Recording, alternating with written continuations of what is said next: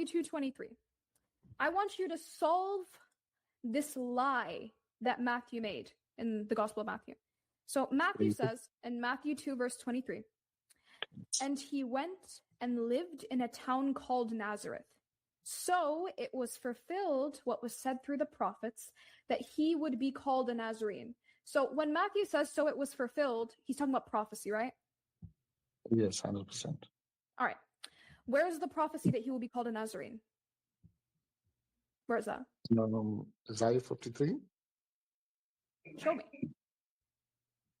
Okay. Show me where in the book of Matthew 2:23 is not a lie. Matthew says what was said through the prophets plural, signaling a thematic summary, not a verbatim quote.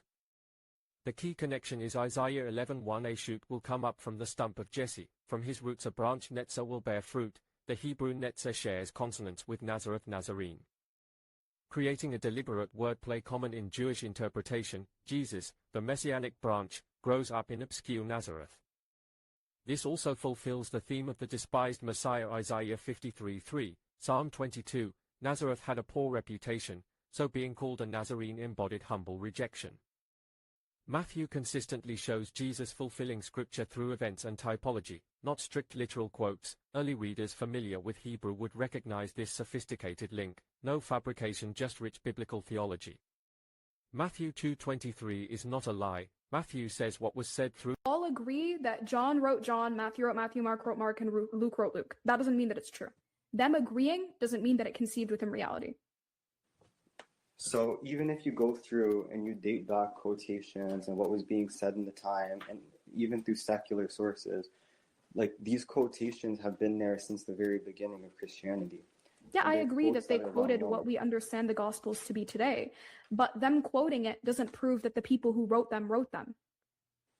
But again, or they claim we wrote them, because the point that's being made, even if they all agree, wait, hold on, even if everybody believed that John wrote John, Mark wrote Mark, Luke wrote Luke, and Matthew wrote Matthew, which amongst textual critics today, there isn't. There was a church community immediately after Jesus' resurrection. Acts 2 verses 41 to 47 describes how about 3,000 people in Jerusalem formed a close-knit community around 30 to 33 AD.